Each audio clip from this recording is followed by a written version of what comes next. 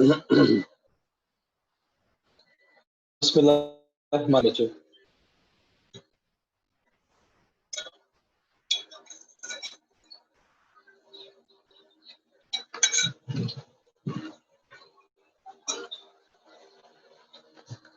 उम्मीद है आप लोग ठीक होंगे। स्ट्रेट अवे अपने काम स्टार्ट करते हैं जी।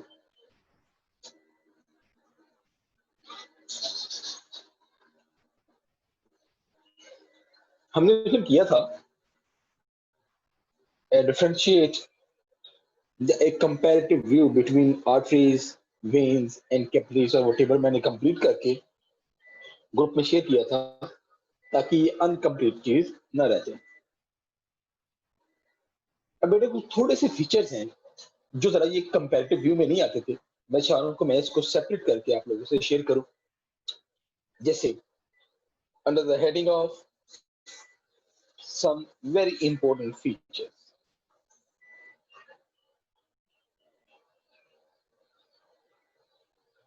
Some important features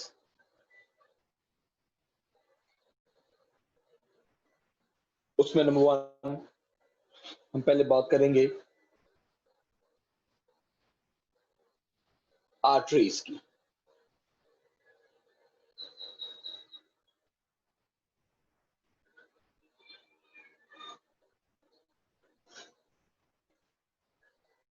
सबसे पहले बेटा आप कहते हैं arteries carry oxygenated blood from heart to the body except pulmonary artery that carry deoxygenated blood। फिर हमने इसके बारे में और भी फीचर पढ़े, लेकिन जरा देखिएगा बेटा इसकी जो कॉन्ट्रैक्शन होती है, कॉन्ट्रैक्शन ऑफ आर्टरीज, जो इसके अंदर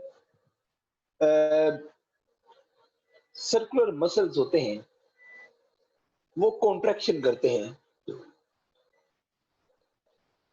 under nervous system and endocrine system. बेटा ये बात हमारी समझ में नहीं आई कि आर्टरीज कैसे कॉन्ट्रैक्ट होती हैं। Chapter number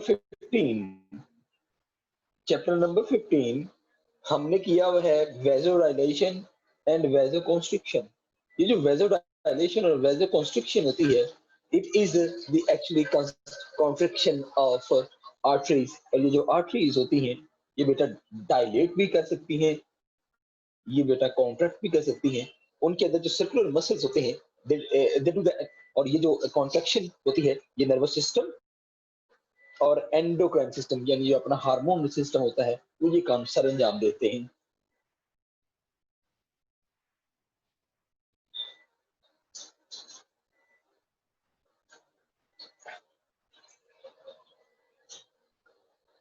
during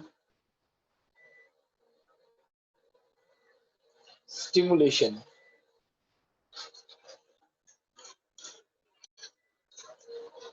muscles contract होते हैं। जब इसके मसल्स को कॉन्ट्रैक्ट होंगे then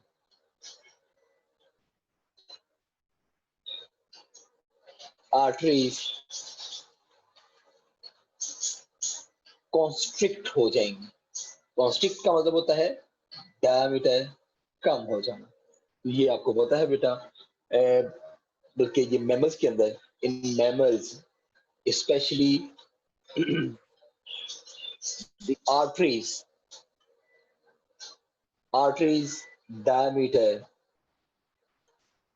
diameter vary to maintain blood pressure।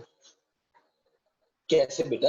Automatically हमारी बॉडी के अंदर ये जो आर्टरीज होती हैं इनका डायमीटर वेरी होता रहता है। कभी ये डायलेट हो जाती हैं, कभी ये कॉन्स्ट्रिक्ट हो जाती हैं। किस लिए? ताकि अपने ब्लड प्रेशर को मेंटेन कर सके।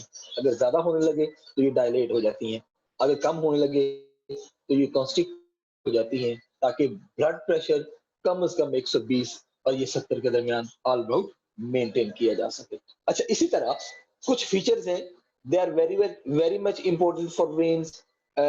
जैसे कि यहाँ पे भी मसल कॉन्ट्रैक्शन होती है,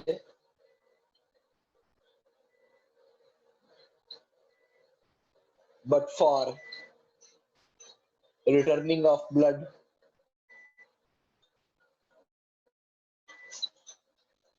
यहाँ पे भी मसल कॉन्ट्रैक्शन होती है और ये क्या करती है, जब ये मसल कॉन्ट्रैक्शन होती है बेटा, that squash the blood return into heart. Heart में वापस लाने के लिए ये स्क्वेज होती रहती है, क्योंकि इसमें वॉल भी होती है, लेकिन जैसे जैसे हम मूव करते हैं, जो वेन्स होती हैं, इनके जो मसल्स होते हैं, वो बेटा कॉन्ट्रैक्ट होते हैं। जैसे जैसे ये कॉन्ट्रैक्ट होते जाएंगे, वैसे वैसे स्क्वैश होकर जो ब्लड होता है वो हमारा ऊपर की तरफ मूव करता रहता है। लेकिन एक चीज जरा देखिएगा, मैंने उस दिन भी जिक्र किया था, बल्कि किसी ने क्वेश्चन भी किया था कि सर ये एक पोर्टल वेन होती है, मैंने जिक्र किया था। अच्छा जरा देखिएगा, they bring back the blood, ये ब्लड को वापस लेकर आती हैं into organ other than heart. यानी वेन्स होती हैं जो किसी ऑर्गन में ब्लड को लेकर आती हैं, वो उसके अंदर लेकर नहीं आती डायरेक्टली हार्ट के अंदर। फॉर एग्जांपल देखिएगा, हेपेटिक पोर्टल वेन,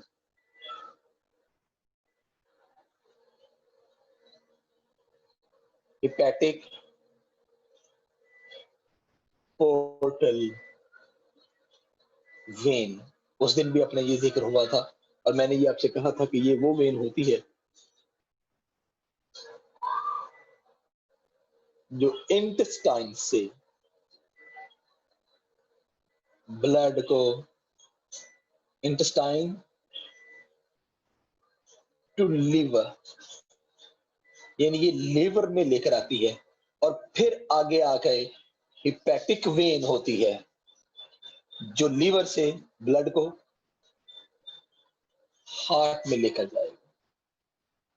मतलब इस तरह से हिपैटिक पोर्टल वेन भी शामिल होती है। अच्छा, इसी तरह there are some features which are very much important for capillaries. They are narrow, they are microscopic in diameter, बड़ी छोटी सी होती है, ये इनलास्टिक होती हैं और इनका डायमीटर ऑलमोस्ट सेम होता है।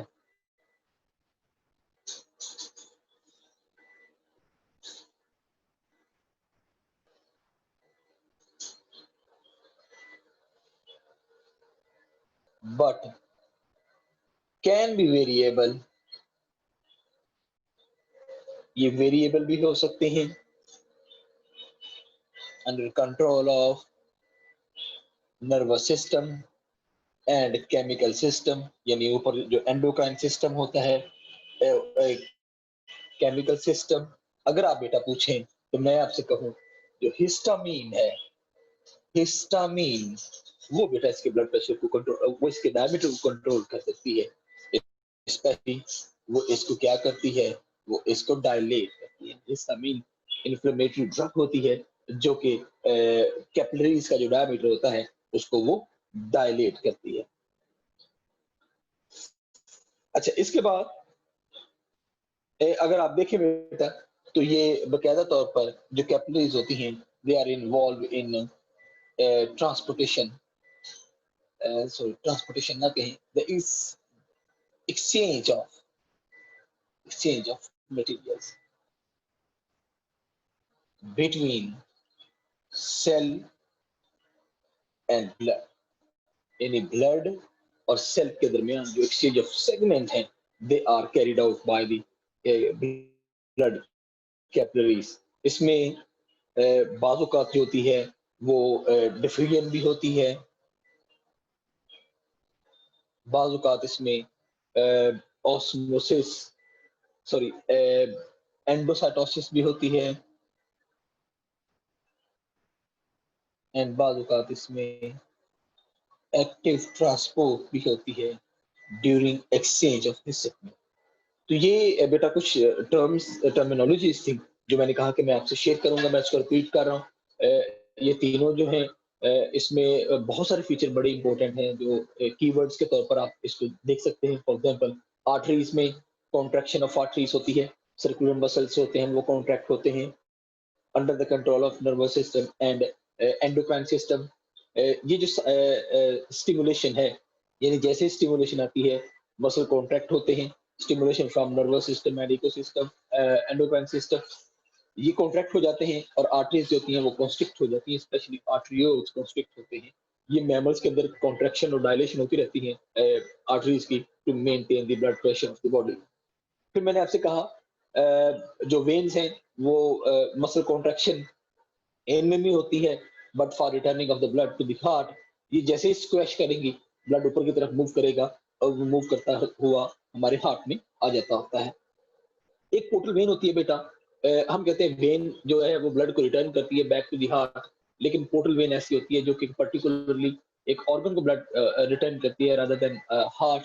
जैसे कि हिपैटिक पोर्टल वेन ये इंटेस्टाइन से ब्लड लीवर में लेकर आएगी और फिर हिपैटिक वेन निकलेगी जो कि हार्ट तक उसको लेकर जाएगी। कैपिलरीज होती हैं दे आर नैरो डायमीटर होते हैं, बड़ी नैरो होती हैं, माइक्रोस्कोपिक डायमीटर होता है, इनका डायमीटर भी चेंज होता रहता है और इनका जो डायमीटर चेंज होता है वो स्पेशली केमिकल सिस्टम और नर्वस सिस्टम में इन्वॉल्व होते हैं और इसका diameter according to the shape of the cell भी चेंज होता है। ये आपने याद रखना है। जैसे जैसे सेल की शेप चेंज होती रहती है वैसे वैसे इसका डायमीटर भी जो होता है वो चेंज होता रहता है।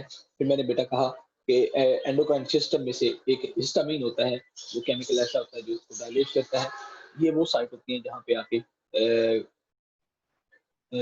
बल्कि मैं आपसे कहूँ कि एक्सचेंज ऑफ मटेरियल होता है और एक्सचेंज ऑफ मटेरियल के लिए मूवमेंट डिफ्यूजन है, एंडोसाइटोसिस है या एक्टिव ट्रांसपोर्ट इसमें बकायदा तौर पर इन्वॉल्व होती है।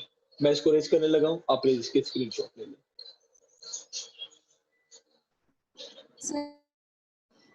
सर वेन्स में भी सर्कुलर मसल्स होते हैं? जी बिल्कुल। और सर इनकी कॉन्ट्रैक्शन किसके अंडर कंट्रोल होती है? इनकी कॉन्ट्रैक्शन भी मैंने आपसे कहा ना कि it's also contraction under the control of endocrine system और सर कैपिलरीज जो है वो इनइलास्टिक होती है, तो वो कैसे कॉन्ट्रैक्ट और रिलैक्स कर जाती है? वो तो इनइलास्टिक नहीं, बिल्कुल आपकी बात ठीक है। देखिए बेटा, ये जो कैपिलरीज होती हैं ये हमारा जो एंडोक्राइन सिस्टम होता है ये उसको कंट्रोल करता है कि इसके डायमीटर। इनइलास्टिक का मतलब ये होता है कि वो इलास्टिसिटी नहीं होती। जैसे हमारी जो पल्स है पल्सेटिव होती है, जो आर्टरीज होती हैं, लेकिन वेन और ये कैपिलरीज होती हैं पल्सेटिव नहीं होती। अब ये तो पल्सेटिव है, इलास्टिक है, कॉन्ट्रैक्ट हो गई। ये तो लेस इलास्टिक होती है, ये भी कॉन्ट्रैक्ट हो गई। अच्छा, ये इलास्टिसिटी बिल्कुल इस पे नहीं होती, लेकिन इनका जो डायमीटर जो बोर होता है it is also dilates, sometime ये कॉन्ट्रैक्ट करता है। फॉर एग्जांपल अगर आप देखो ना, it moves into the narrow rain, ये किसी नैरो जगह पे गई है तो ये तो बेटा ऐसे डायमीटर इसका स्क्वीज हो जाएगा। फिर किसी खुली जगह पे गई है तो वो स्क्वीज हो जाएगा, ये ऐसे मतलब ये डायलेट हो जाएगी। तो ये डायमीटर इसका अकॉर्डिंग टू द एरिया भी चेंज होता रहता है, किस एरिया में ये जा रही है। एक चीज मैं आपको बताऊं, अच्छा देखो ना जरा, लीवर के अंदर जो कैपिलरीज होती हैं हर सेल के साथ कांटेक्ट होता है उसका, लेकिन जो बाकी ऑर्गन्स होते हैं उनमें हर सेल के साथ उसका कांटेक्ट नहीं होता। जब वो पास करती जाती है बाकी जो सेल होते हैं वो उससे अपनी चीजों को मटेरियल्स को लेते रहते हैं, तो ये डायलेट होती रहती है, कभी कॉन्स्ट्रिक्ट हो जाती है कभी डायलेट हो जाती है। मैं इसको रेज करने लगा हूँ, आप काइंडली जरा स्क्रीनशॉट ले लें। सर जी आर्टरीज और वेन्स दोनों सर्कुलर मसल्स की होती हैं? जो स्मूथ मसल्स होते हैं ना बेटा, वो उनकी अरेंजमेंट लॉन्गिट्यूडनल भी होती है, स्मूथ भी होती है। अब जो लॉन्गिट्यूडनल मसल्स होते हैं ना वो कॉन्ट्रैक्ट नहीं होते। अब देखो ना, अगर लॉन्गिट्यूडनल मसल कॉन्ट्रैक्ट हो जाएंगे तो वो तो ऐसे हो जाएगी, छोटी हो जाएगी। अगर वो रिलैक्स हो जाएंगे वो बड़ी हो जाएगी। तो इसमें जो सर्कुलर मसल्स होते हैं ना वही हमेशा से मूव करते रहते हैं।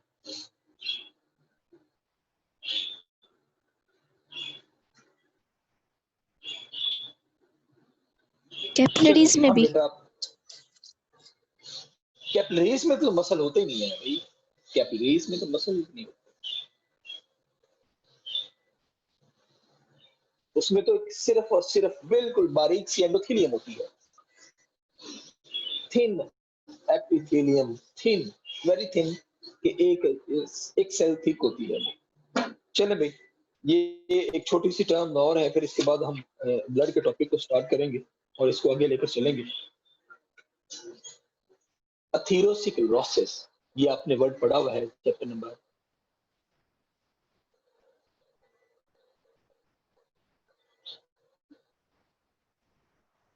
अथेरोस्क्लेरोसिस। इसमें बेटा मैं आपसे बार बार कहता हूं कि जो आर्टरीज होती हैं दे आर पल्सेटिव, पल्स हमें फील होती है आर्टरीज के अंदर। लेकिन बात औकात जैसे जैसे एज बढ़ती जाती है, जो इलास्टिसिटी, मतलब आप इसको कह रहे हैं loss of elasticity in arteries and veins, specially arteries में, इज कॉल्ड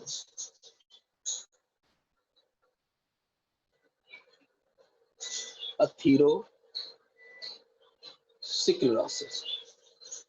ये अथेरोस्क्लेरोसिस बन जाती है।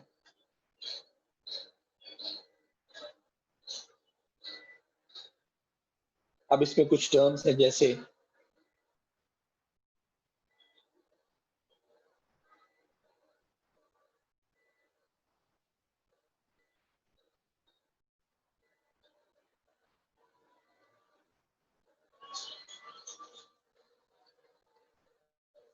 अच्छा, ये कुछ टर्म्स हैं जैसे मैं आपको अगर बताऊं, atherosclerosis is due to deposition of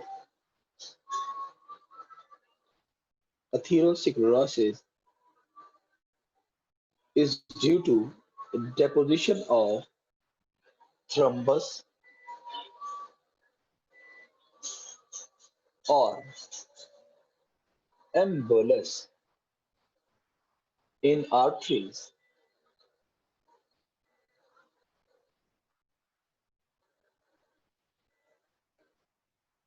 that cause increase in that cause increase in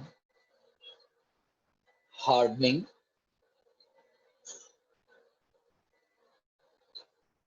and narrowing of arteries। ये वो डिजीज होती है जिसमें, ये वो डिजीज होती है बेटा जिसमें ये जो थ्रम्बस और एम्बोलिज्म, यानी थ्रोम्बोसिस या एम्बोलिज्म, दोनों प्रोसेस के जरिए एक छोटा सा प्लेक जो मटेरियल है, वो कोलेस्ट्रॉल हो, वो बेटा इनके अंदर आर्टरीज के अंदर जमा होना शुरू हो जाता है। जैसे जैसे जमा होना शुरू हो जाएगा, जरा देखिएगा, ये है इनके अंदर जैसे जैसे जमा होना शुरू हो जाएगा, वैसे वैसे ये नैरो डाउन भी होती जाएंगी, ये हार्ड भी होती जाती हैं, और इनकी जो नैरो डाउन है और हार्डनिंग होती है, उसको हम कहते हैं कि ये स्क्लेरोसिस है, अथेरोस्क्लेरोसिस है। अब देख लें बेटा, ये बोर एक्चुअल है और यहाँ पे डेपोजिशन ऑफ प्लेक यानी थ्रोम्बोसिस है, ये एम्बोलिज्म है। इन दोनों की वजह से ये यहाँ पे आके हार्ड हो गया। जब ये बेटा हार्ड हो जाएगा, हम इसको कहते हैं कि ये हार्डनिंग, ये नैरोइंग डाउन है, हम इसको अथेरोस्क्लेरोसिस का नाम दे देंगे।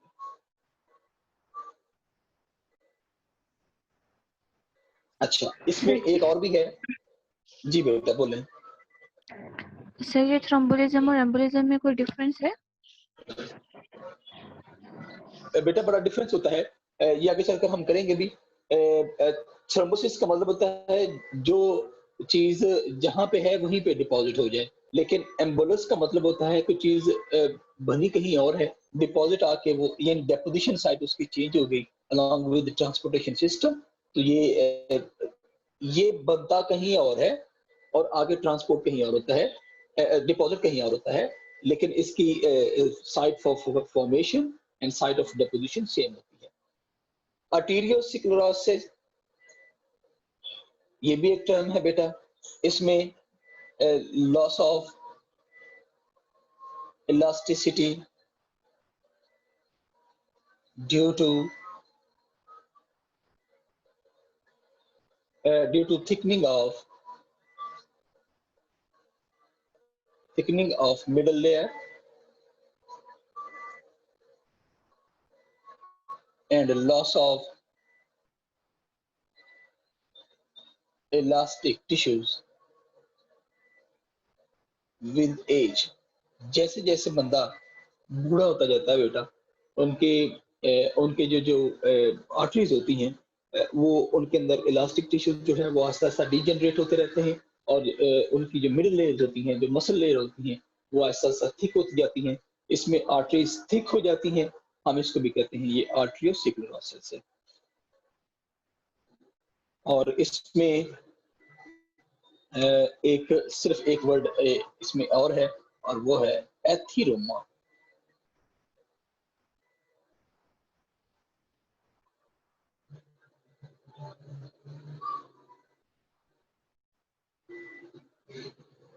Ethyroma are the lipid mass, especially cholesterol,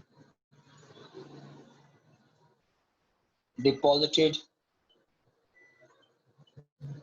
in the arteries.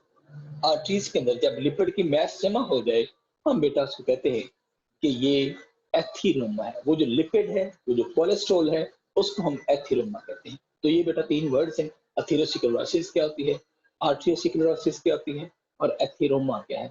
Atheroma is a material, कौन सा, या वो कोलेस्ट्रॉल है या वो लिपिड मैस है, that is deposited inside the arteries, हम उसको एथीरोमा कहते हैं।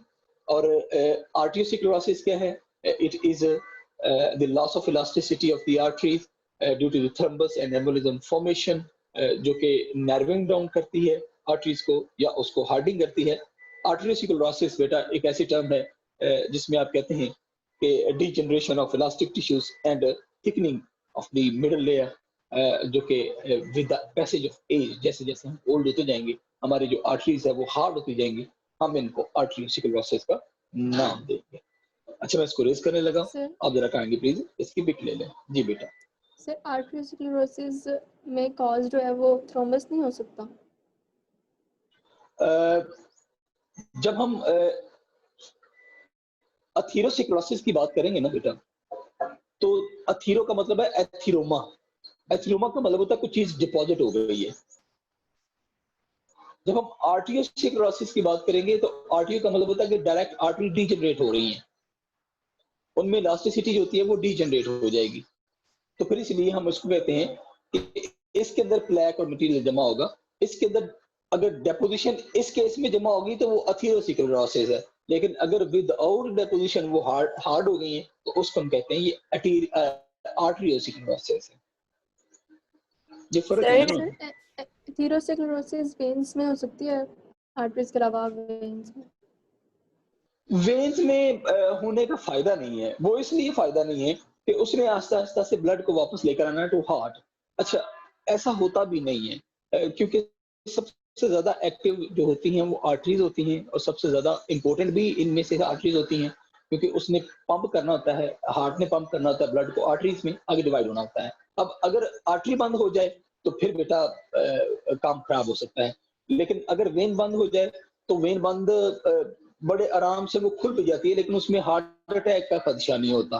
मतलब vena cava is huge in diameter, और उसमें कितनी की डेपोजिशन हो सकती है, उसमें हार्ट अटैक का मसला नहीं होता। लेकिन जब आप इनकी बात करें ना, ये आर्टरीज की, इनके अंदर डेपोजिशन हो जाए तो फौरन से हार्ट अटैक हो जाता है। सर हमने पढ़ा है ना कि ये जो थ्रोम्बस और इम्बोलस हैं ये कोलेस्ट्रॉल के बने हुए होते हैं, और जो ये एथेरोमा है ये भी नहीं बेटा, नहीं। थ्रोम्बस और एम्बोलिज्म दोनों में फर्क ये है कि थ्रोम्बस किसी वजह से, जरा देखिएगा, देखना, अब गौर से देखना, ये एक एंडोथेलियम थिक होती है, ये थिक एंडोथेलियम है जो आर्टरीज के अंदर होती है, बाहर कनेक्टिव टिश्यू के लिए, अंदर स्मूथ मसल के लिए, सबसे अंदर वेरी थिन एंडोथेलियम। अच्छा, ये एंडोथेलियम बाल का यहाँ से हाई ब्लड प्रेशर की वजह से इरोड हो जाती है। देखिए यहाँ से ऊपर उठेगी, फट गई। अच्छा, जैसे जैसे ब्लड फ्लो करता जाएगा ये ऐसे ऊपर होती जाएगी, ऐसे ऊपर होती जाएगी, क्योंकि ये आगे पीछे की तरफ आ रहा है। जैसे जैसे ये आगे ऊपर की तरफ होती जाएगी वैसे वैसे ये ऐसे नैरो डाउन होती जाएगी। अच्छा, अब अगर इसने यहाँ पे ये ऐसे खड़ी हो गई है तो ब्लड तो ऐसे यहाँ पे डिपॉजिट होना शुरू, मटेरियल ऐसे डिपॉजिट होना शुरू हो जाएंगे। अब ये कोलेस्ट्रॉल की वजह से नहीं हुई, ये उस एंडोथेलियम की वजह से हुई है जो कि हमारी ब्लड वेजल्स के अंदर होती हैं। अब क्या होगा, इसका डायमीटर नैरो हो गया। हम इसको कहते हैं, it is known as atheroma. वो तो कोलेस्ट्रॉल है, ठीक है। हम इसको कहते हैं कि ये बेटा एम्बोलिज्म और थ्रोम्बोस है। जी sir. Ji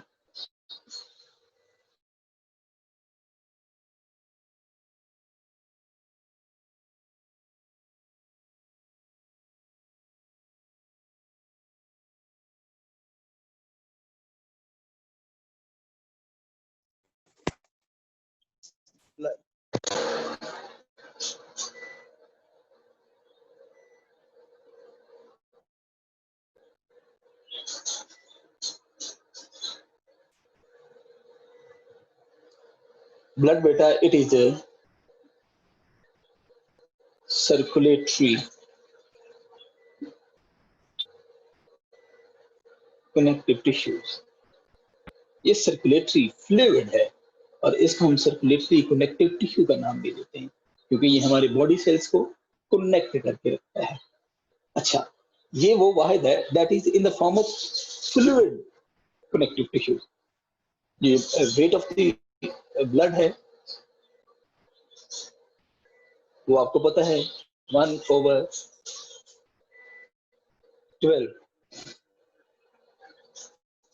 part of body है, ऑफ आवर बॉडी। हमारी बॉडी का ये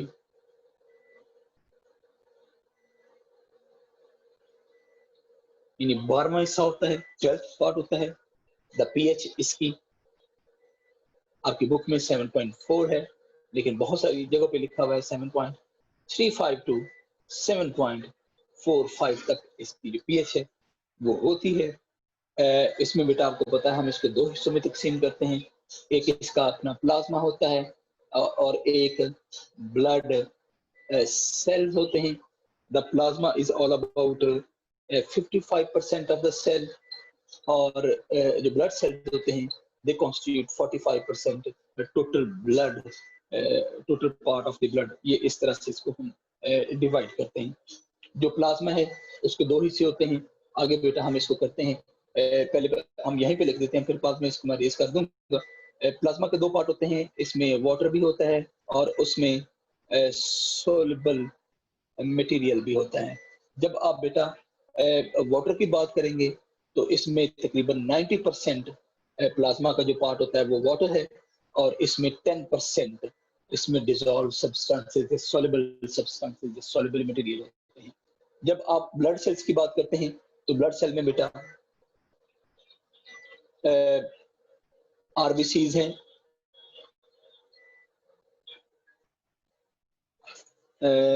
फिर इसमें डब्ल्यूबीसीज हैं, यानी जिसको हम वाइट ब्लड सेल्स भी, ल्यूकोसाइट्स भी कहते हैं, वाइट ब्लड सेल्स भी कहते हैं, और फिर ये प्लेटलेट्स भी आते हैं। मतलब ये तीन तरह की चीजें होती हैं जिसमें मैंने आपको ये बेटा बता दिया हुआ है। अच्छा, हम इसकी डिटेल करते हैं। सबसे पहले हम प्लाज्मा को देखेंगे कि व्हाट इज प्लाज्मा और इसका रोल क्या है और इसकी केमिकल कंपोजिशन क्या है। जब हम बेटा ब्लड प्लाज्मा को देखते हैं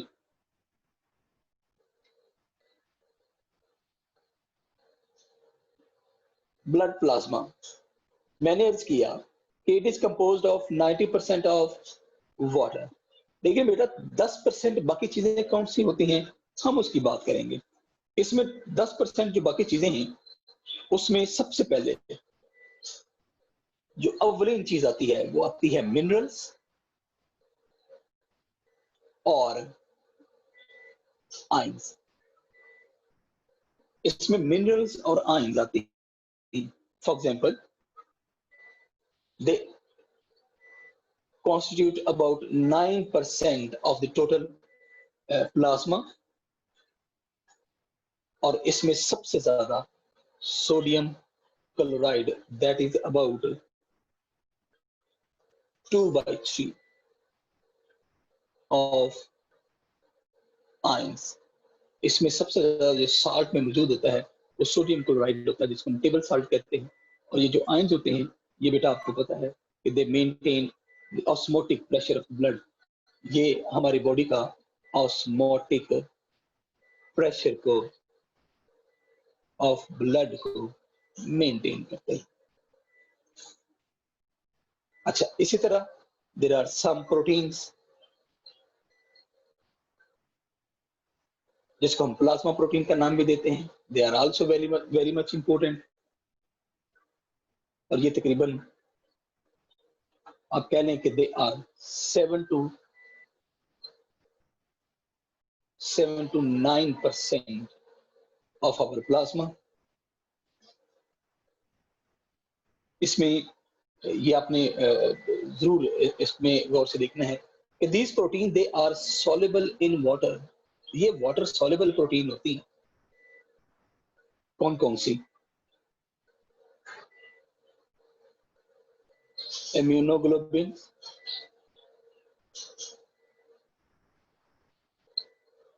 that constitute immune system,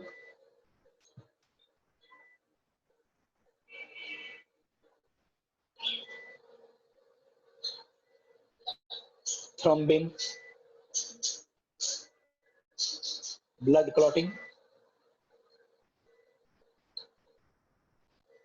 इसी तरह फिब्रिनोजेन,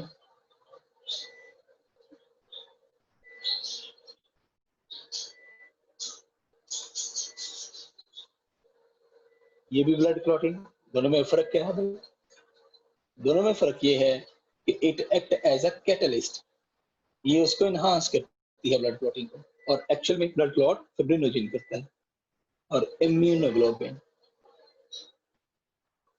ये मैं आपको बता चुका हूँ कि ये इम्यूनोग्लोबिन होती हैं, ये इसको इम्यून सिस्टम को इनहांस करती हैं। तो ये कुछ प्रोटीन्स हैं। अच्छा, एक चीज और है, ग्लोब्यूलिन्स। ये जो ग्लोब्यूलिन्स प्रोटीन होती हैं, ये हमारे ब्लड जिसको आप कहते हैं कि ऑस्मोटिक पोटेंशियल को भी मेंटेन करते हैं। ये प्रोटीन होती हैं बेटा which are involved in plasma. और ये जो वाटर सॉल्युबल प्रोटीन होती हैं, और इसको बनाता कौन है? They are constituted by the liver.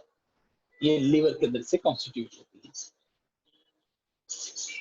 अच्छा, फिर इसके अंदर जो और मेजर चीज होती है वो है ऑर्गेनिक न्यूट्रिएंट्स। ये जो ऑर्गेनिक न्यूट्रिएंट्स हैं, इसमें सबसे पहले जरा देखिएगा, ग्लूकोज है, ये भी ऑर्गेनिक न्यूट्रिएंट है जो हमारे ब्लड के अंदर मौजूद होता है। Fats, not all but some proportions of the fat, phospholipids, yes, phospholipids huge proportion होती है। लिपिड्स की अगर हम बात करें, amino acid and lactic acid, ये मौजूद होती है, जो कि मेरा बेटा इसके अंदर से हमारे ब्लड के अंदर मौजूद होती है। ये सारी चीजें these are absorbed by blood। कहां से? from digestive tract। हमारा जो डाइजेस्टिव ट्रैक होता है, स्पेशली इंटेस्टाइन, वहां से ये सारी चीजें एब्जॉर्ब करके ब्लड ग्लूकोज को भी, फैट को भी, फॉस्फोलिपिड्स को भी, अमाइनो एसिड को भी, लैक्टिक एसिड्स को, ये इन चीजों को वहां से एब्जॉर्ब करके अपने अंदर कैरी ऑन करता है। अच्छा, लेकिन एक चीज है इसमें आपने देखना है, जो बहुत सारी दूसरी चीजें हैं। फॉर एग्जांपल, इसमें नाइट्रोजन वेस्ट, हमारे नाइट्रोजन वेस्ट इसमें होते हैं। इसमें आप बात करें उसके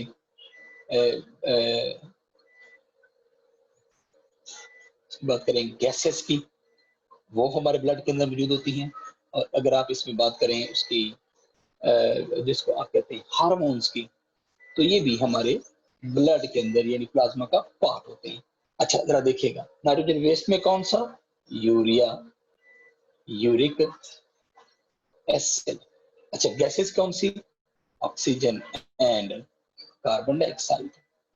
अच्छा हार्मोन कौन कौन से? ऑल हार्मोन्स, ऑल हार्मोन्स, क्योंकि ये हमारा जो एंडोक्राइन सिस्टम होता है, ये चूंकि डक्टलेस होता है और अपने हार्मोन्स को यहाँ पे पोत करता है, तो मैंने इसलिए लिख दिया कि all hormones they are the part of our plasma. ये प्लाज्मा के अंदर सारे के सारे hormones, carbon dioxide, oxygen gases, urea, uric acid, और ये जो नाइट्रोजन वेस्ट मटेरियल होते हैं वो किडनी की तरफ मूव करते हैं, ये भी उनके अंदर मौजूद होते हैं। तो ये है बेटा प्लाज्मा की कंपोजिशन।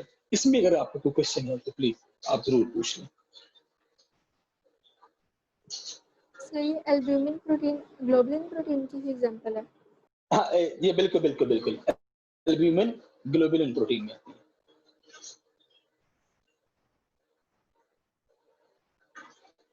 और बेटा इसमें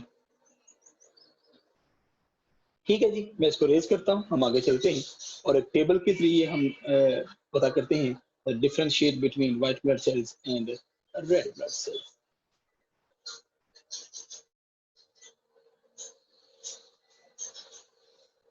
ब्लड सेल है जी, they are the 45% of the total blood, और ये ब्लड का इनसॉल्युबल पार्ट होता है।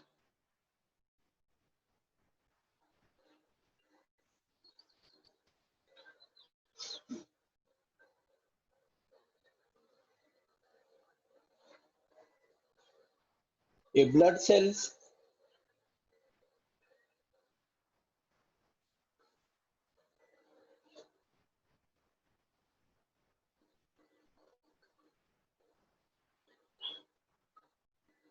जब हम ब्लड सेल्स की बेटा बात करते हैं तो आपको पता है, मैंने भी आपको पहले बताया कि इसमें आरबीसीज भी होते हैं, इसमें अगर आप बात करें तो डब्ल्यूबीसीज भी हैं और प्लेटलेट्स भी हैं। तो एक हम छोटा सा टेबल ड्रॉ करते हैं जिसमें ये सारी चीजों को हम देखेंगे। सबसे पहले हम देखेंगे कि इनके फीचर्स हम कौन से स्टडी करेंगे। फीचर्स हम देखेंगे आरबीसीज के अंदर, डब्ल्यूबीसीज के अंदर और प्लेटलेट्स के अंदर।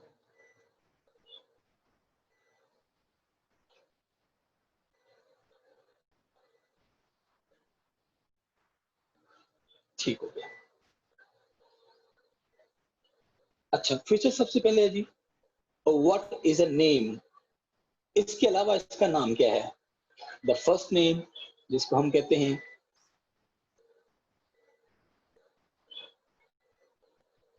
इनको हम कहते हैं एरिथ्रोसाइट्स, इनको हम कहते हैं ल्यूकोसाइट्स,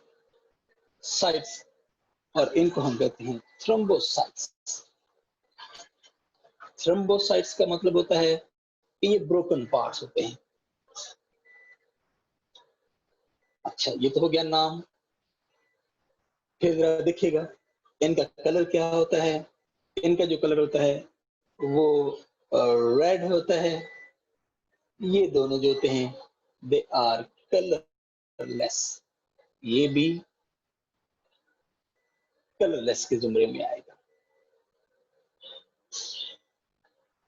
तीसरा फैक्टर हम इसकी फॉर्मेशन की बात करें। अच्छा जरा देखिएगा, they are formed in liver, in foetus form. जब फीटस में होते हैं, जब भी छोटा बेबी मदर वॉर्म के अंदर डेवलपमेंट हो रही होती है, तो red blood cells are found by liver plus spleen. ये भी लिख लें, liver and spleen, liver plus spleen, या it is formed by the flat bones in adult। ठीक हो गया जी। अच्छा ये कहां से बनते हैं? They are formed by the red bone marrow. red bone marrow,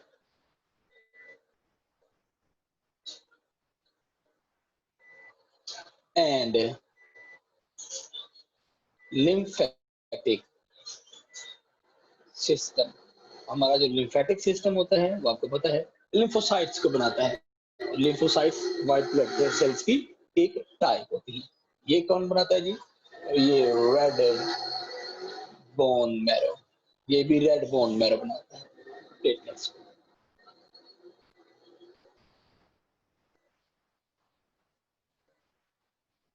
जब आप बेटा बात करते हैं साइज की, जरा देखिएगा, the size is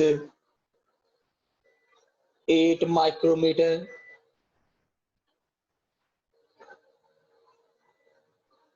larger than RBCs, ये स्मॉलर होते हैं, स्मॉलर देन RBCs। तो आप अंदाजा कर लें कि इनका साइज 8 माइक्रोमीटर से ज्यादा होता है। हम कंपेयर इसको करते हैं, स्टैंडर्ड कर्व करते हैं, स्टैंडर्ड कंसीडर करते हैं इसको। शेप, ये बाइकनकेव होते हैं। अच्छा, ये आप इसको कह सकते हैं कि दे आर पॉलीमॉर्फिक।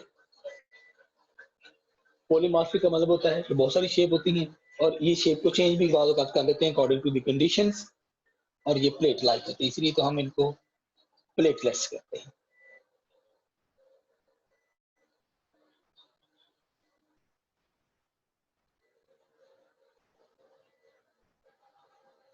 ये नंबर पर मिलीमीटर क्यूब कितने होते हैं? अच्छा, इसकी दो कंडीशन है। अगर मेल है तो 5 to 5.5 मिलियन पर मिलीमीटर क्यूब, और अगर ये फीमेल है तो 4 to 4.5 मिलियन पर मिलीमीटर क्यूब। इसका बेटा आपने पढ़ा हुआ है 7000 to 8000 मिलीमीटर क्यूब, और ये तकरीबन 250,000 पर मिलीमीटर क्यूब। ये इस तरह से इसकी यूनिट्स आपने लिखनी है, या नंबर्स आपने यूं लिखने हैं।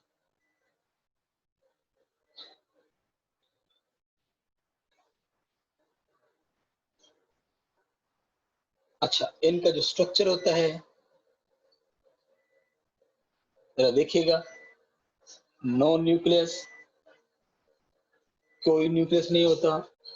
95% HB होती है, इसको हम नीचे लिखते हैं। 95% इसमें HB होती है और 5% इसमें साल्ट भी होते हैं। इसमें एंजाइम्स होते हैं जो कि मुख्तलिफ रिएक्शंस को कैरी ऑन करते हैं।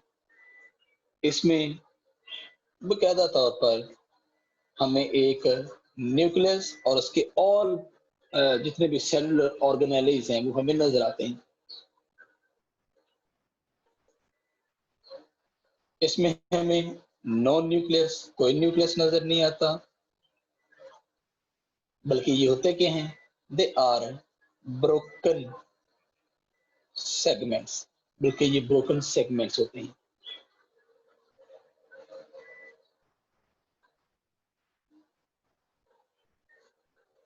लाइफ स्पैन की बात करें,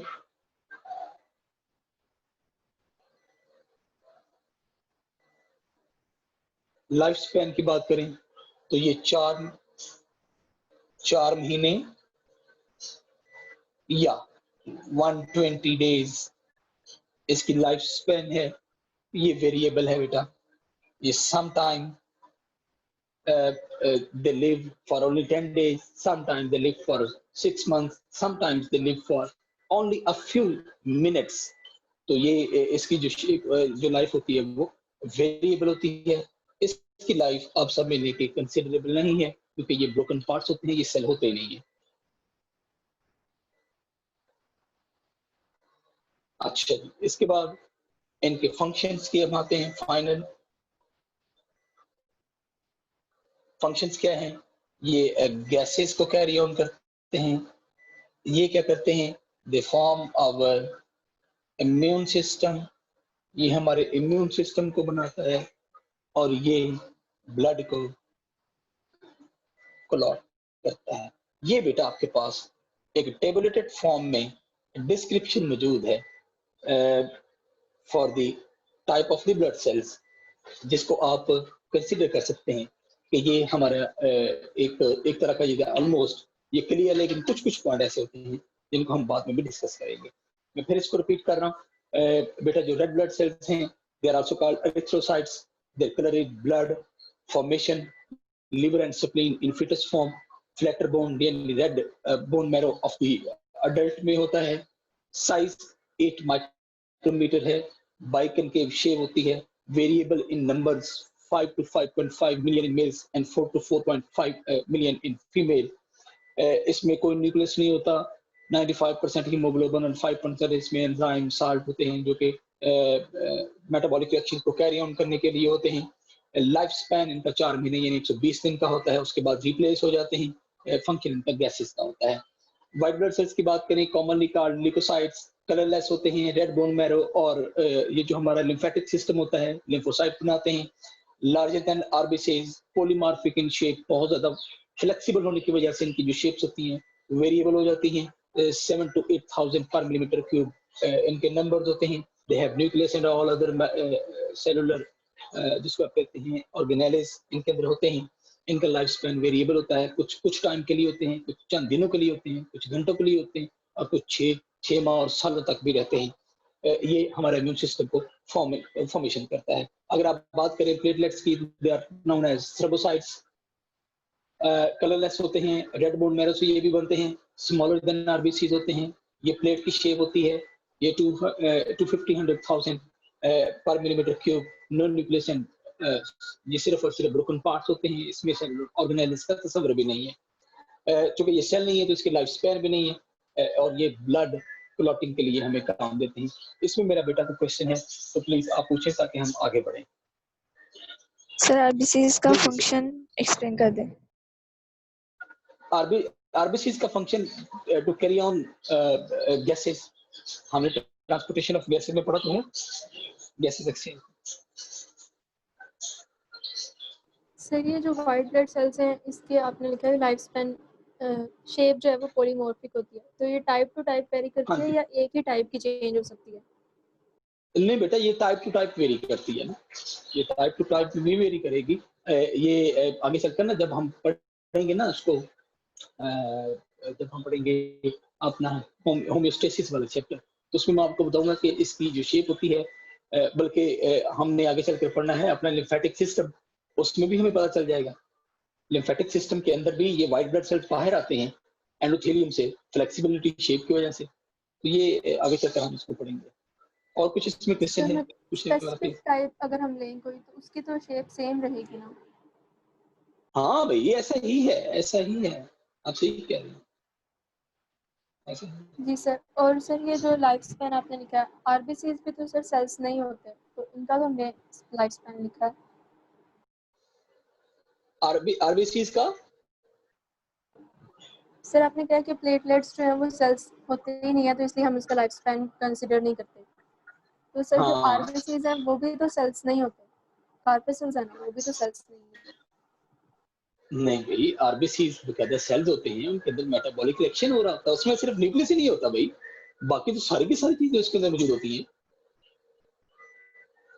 वो बकायदा रिएक्शन होता है। आप देखो ना, मैंने आपसे कहा कि oxygen react with haemoglobin to form oxy haemoglobin, carbon dioxide react with haemoglobin to form carboxy haemoglobin, metabolic reaction है भाई। और ये जो मेटाबॉलिक रिएक्शंस होते हैं, they are occurred in living cells, ये लिविंग सेल है भाई, उनका लाइफ स्पैन है 4 महीने का, 4 महीने के बाद वो डेथ हो जाएगी उनकी। आपको किसने कहा ये डेड है भाई? डेड ब्लड सेल डेड हो जाए तो वो काम तो खत्म हो जाता है भाई। ये मेरा बेटा आपने ध्यान रखना है। सर जब ये एडल्ट होते हैं तो इनका न्यूक्लियस चले जाता है ना, तो सर फिर वो जो एंजाइम्स वगैरह और जो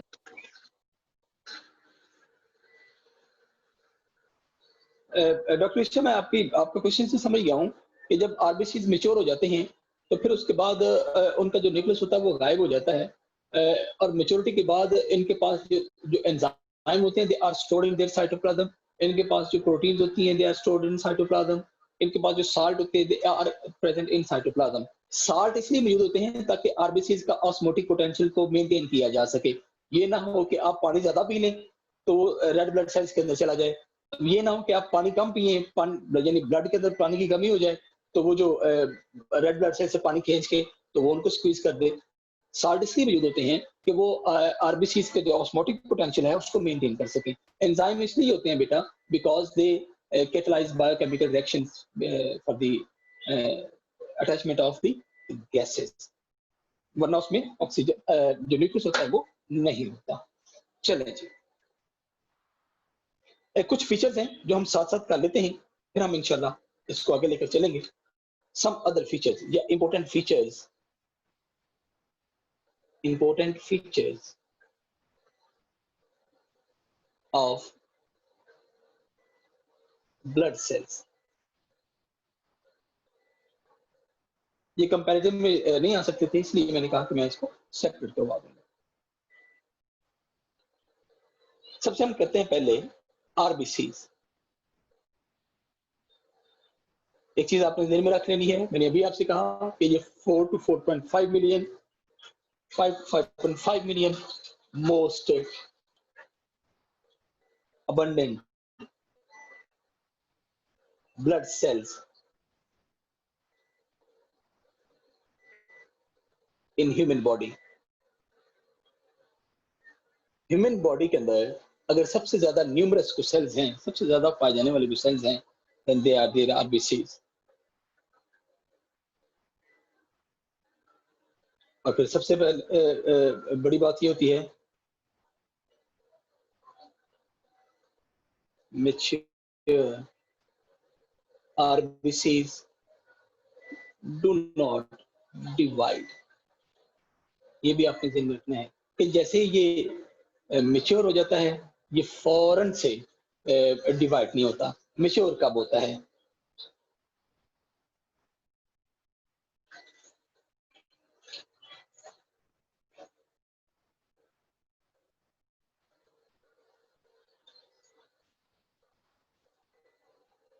They are matured when they are part of circulatory system। एक चीज का आपने याद रखना है, when the red blood cell is immature, ये रेड बोन मैरो सेल में है, यानी ये रेड बोन मैरो में है। जैसे ये मैच्योर होगा फौरन से ये red bone marrow circulatory system में आएगा। अब जब ये मैच्योर होगा इसमें न्यूक्लियस नहीं होगा, इसका मतलब अगर इसके अंदर न्यूक्लियस है तो वो रेड बोन मैरो के अंदर है। अच्छा, जैसे ही ये सर्कुलेटरी सिस्टम का हिस्सा बनने लगेगा फौरन से न्यूक्लियस इसका खत्म होगा, क्योंकि इसको न्यूक्लियस ये नहीं कहना आप लोगों ने कि इसकी मैच्योरिटी आगे सर्कुलेटरी सिस्टम में होती है। नहीं भाई, इसकी मैच्योरिटी ये हमेशा जब भी सर्कुलेटरी सिस्टम का हिस्सा बनेगा इट बिकम मैच्योर फर्स्ट। और जब मैच्योरिटी होती है लॉस ऑफ ऑक्सीजन होती है, जब मैच्योरिटी होती है तो ये फर्दर डिवाइड नहीं करते। अच्छा जी, इसके बाद WBCs हैं, जिनको हम ल्यूकोसाइट्स का नाम भी देते हैं। इसमें भी दो तरह के ये होते हैं। There are 2 types. ये उस टेबल के अंदर बयान नहीं कर सके थे। एक हम कहते हैं ग्रैन्युलोसाइट्स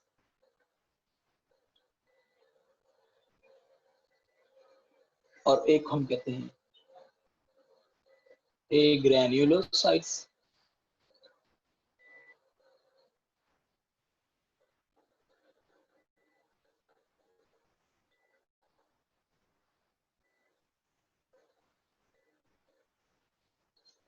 जो ग्रैन्युलोसाइट्स होते हैं उसमें बेटा आप जरा देखिएगा, इसमें साइटोप्लाज्म के अंदर साइटोप्लाज्म इज ग्रैन्युलर। ये ग्रैन्युलर साइटोप्लाज्म होता है। इसमें साइटोप्लाज्म इज नॉन ग्रैन्युलर होता है।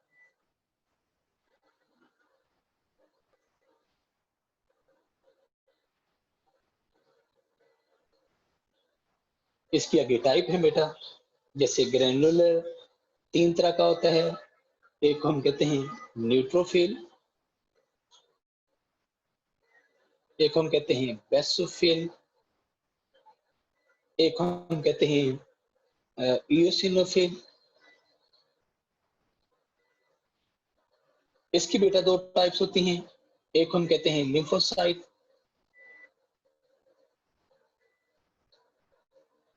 और एक हम कहते हैं जिसको हम कहते हैं मोनोसाइट्स। ये 5 टाइप हैं। मैं चाह रहा हूँ बेटा इन पांचों का अगर हम कंपैरिजन करें तो मैं एक टेबल फॉर्म में आपके सामने इसका कंपैरिजन रखूं ताकि आप उसको भी देख लें। मैं इन 5 को यानी ग्रेनुलर और नॉन ग्रेनुलर जो WBCs हैं इनका एक छोटा सा टेबल बना के आपके सामने तो पेश करता हूँ। आप जरा प्लीज इसको भी देखिएगा। हम टेबल बनाने लगे हैं जी WBCs का यानी व्हाइट ब्लड सेल्स का।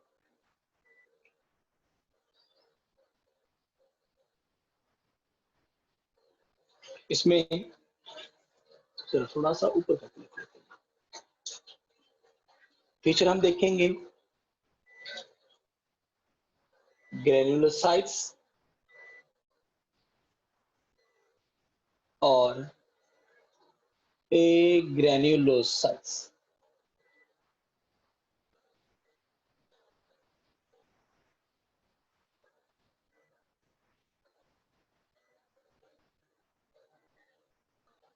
सबसे पहले हम देखते हैं इनकी फॉर्मेशन कहां पे होती है। इसकी फॉर्मेशन रेड बोन मैरो,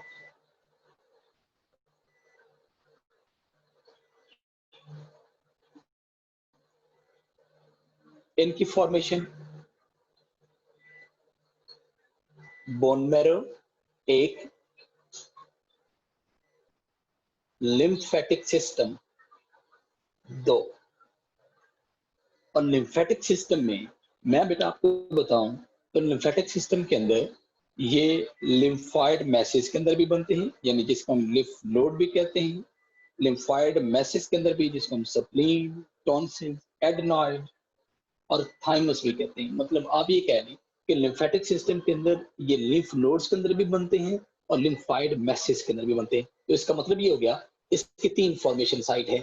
ये बोन मैरो से भी बनते हैं, ये लिम्फेटिक सिस्टम से भी बनते हैं अगर आप कलेक्टिवली बात करें, लेकिन बोन मैरो के अंदर भी बन गए, लिम्फाइड मैसेज के अंदर भी बन गए और लिम्फ नोड के अंदर भी बन गए। मतलब इसकी साइट 3 है, या अगर आप कलेक्टिव बात करें तो 1 और 2 होती है फॉर्मेशन की साइट।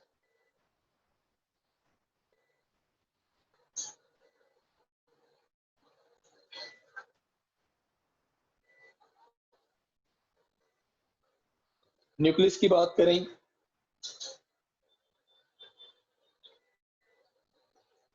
इनकम्प्लीट है, डिवाइडेड होता है, कभी 2 लोब आ जाता है, कभी 3 लोब आ जाता है।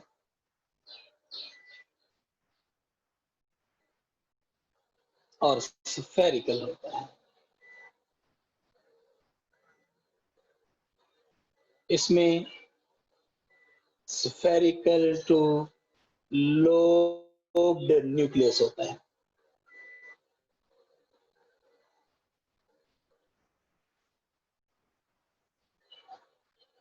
साइटोप्लाज्म पहले से मैं आपको बता चुका हूं। ये न्यूक्लियस वाला एक्सप्लेन कर दें कि ये शेप्स कैसे होती हैं, ये आप क्या करें लोब्ड और ये वो। एक मिनट मैं आपको ये भी बना के दे देता हूं। पहले हम शेप को बनाने लगे हैं, फिर इसके बाद अगले पॉइंट पे जाएंगे। पहले हम बात करते हैं बेटा न्यूट्रोफिल की। फॉर एग्जांपल देखिएगा,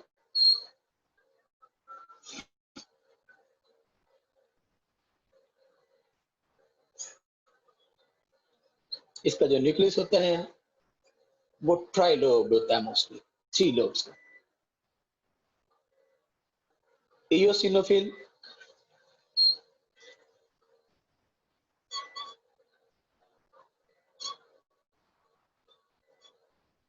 bilobe nucleus. Basophil 3 to 5 lobe होता है, लेकिन हम मोस्टली इसका 3 लोब ही बनाते हैं। और ये ऑलमोस्ट आप ये कह लें कि ये स्फेरिकल फॉर्म है। मतलब अगर आप कलेक्टिवली देखें तो आपको इस स्फेरिकल फॉर्म में न्यूक्लियस का नजर आता है। ठीक हो गया जी। अच्छा, इसी तरह जब आप मोनोसाइट की बात करें तो मोनोसाइट के अंदर ये जो मोनोसाइट के अंदर ये जो न्यूक्लियस होता है ये almost it is in the form of this. और जब आप बात करें लिम्फोसाइट की तो बेटा जो लिम्फोसाइट के अंदर मोस्टली जो न्यूक्लियस होता है वो ऑलमोस्ट स्फेरिकल फॉर्म में। ये पांचों के अंदर मैंने न्यूक्लियस की शेप बना दी। मतलब ये आपके पास है न्यूट्रोफिल, ये आपके पास है इयोसिनोफिल, ये बेसोफिल, ये आपके पास है मोनोसाइट और ये लिम्फोसाइट। सर आपने लिखा है ठीक है, इनकम्प्लीट। ये शेप है। सर आपने लिखा है इनकम्प्लीट इनकम्प्लीट। का मतलब है, हाँ इनकम्प्लीट का बेटा मतलब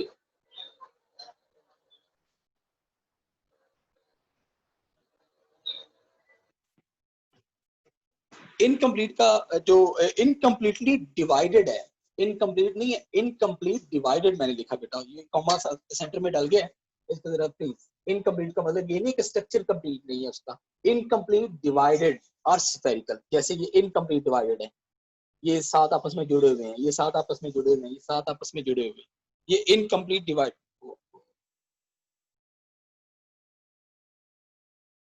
ये इनकम्प्लीट डिवाइडेड होते हैं। जैसे ये वाले हैं, ये वाले इनकम्प्लीट नहीं होते, होते न्यूक्लियस कंप्लीट ही हैं यार, इनकम्प्लीटली डिवाइडेड या इनकम्प्लीट डिवाइडेड। जी सर। प्लीज करेक्शन कर लीजिएगा प्लीज। जी अच्छा, उसके बाद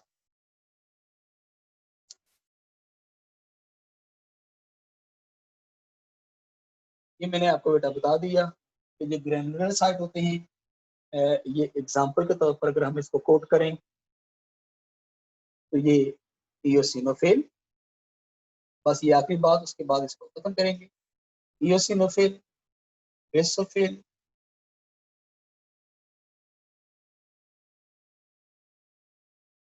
और तीसरी टाइप कौन सी होती है, दैट इज न्यूट्रोफिल।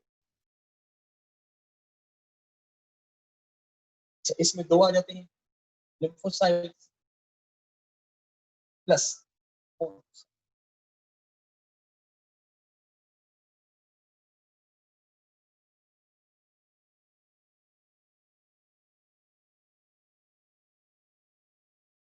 ठीक हो गया जी। ये आपके सामने टाइप्स हैं और इसका structure. White blood sales,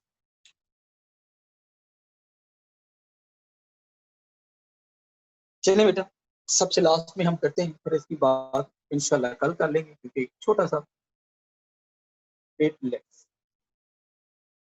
topic है। What are platelets? They are broken fragments जिससे हम मेगा कैरियोसाइट्स का नाम भी देते हैं। They are also known as megakaryocytes.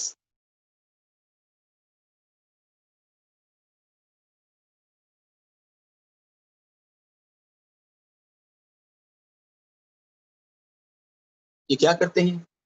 They help fibrinogen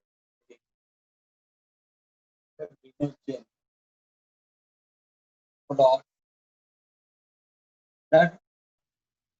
blood को क्लॉट करने में हेल्प करते हैं। ये बकायदा तौर पर एक फिब्रिन बनाते हैं जो कि ब्लड को क्लॉट करते हैं, और ये ब्लड क्लॉटिंग होती है ये हमें बचाती है फ्रॉम सीवियर ब्लड लॉस। ये जो बेटा ब्लड प्लेटलेट्स होते हैं, they are the broken fragments. ये ब्रोकन फ्रेगमेंट्स होते हैं ऑफ द लार्जर सेल्स, जिसको हम मेगाकैरियोसाइट्स का नाम देते हैं। प्लेटलेट्स होते हैं, दे हेल्प फिब्रिनोजेन और इवन दे हेल्प फिब्रिनोजेन जो ब्लड क्लॉटिंग प्रोटीन होती है, ये फिब्रिन बनाते हैं और वो फिब्रिन जो होती है वो एक जाली सी बन जाती है, और वो जो ब्लड होता है, वो जो इंजर्ड पार्ट होता है वहां से जो ब्लीडिंग होती है, जो सीवियर ब्लड लॉस होता है वो नहीं हो पाता। हम कहते हैं कि they help in blood clotting human being. हम इसको कहते हैं कि ये प्लेटलेट्स है। कोई इसमें बात बेटा पूछने वाली, इसमें क्वेश्चन है पूछने वाला तो प्लीज।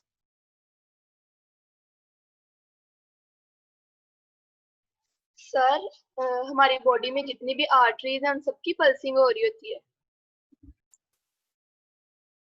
बेसिकली पल्सिंग ऑलमोस्ट, एक चीज नोट कीजिएगा, देखना ये आर्टरी आ रही है,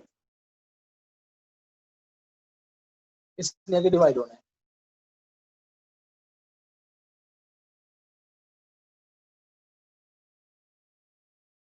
अब इसका डायमीटर बड़ा है, इनका डायमीटर छोटा हो गया है। अच्छा अगर 2 नहीं है तो यहाँ से 3 निकल रही है ना, फॉर एग्जाम्पल ये यहाँ से 3, ये अब यहाँ से ब्लड आ रहा है बड़े फ्लो के साथ, बड़ा प्रेशर के साथ आ रहा है, वो यहाँ पे भी डिवाइड हो गया, यहाँ पे भी डिवाइड हो गया, अब वो यहाँ पे थोड़ी देर के लिए तो रुकेगा, जैसे ही वो रुकता है यहाँ पे पल्स स्पीड होती है, इससे पल्स स्पीड। और कोई इसमें अब इसका मतलब ये नहीं है कि ये वाली वेन जो है, ये वाली आर्टरी ये भी पल्स फील करेगी तो ये भी ऐसे ऐसे कर रही होगी, नहीं। तो देखो ना वेन्स यहाँ पे सारी मौजूद हैं, यहाँ पे आर्टरी सारी मौजूद हैं, लेकिन ये वाली आर्टरी पल्स फील कर रही होती है, पल्सेटिव होती है, क्योंकि यहाँ से डिवाइड होके वो आगे दूसरे हिस्सों में जा रही होती है।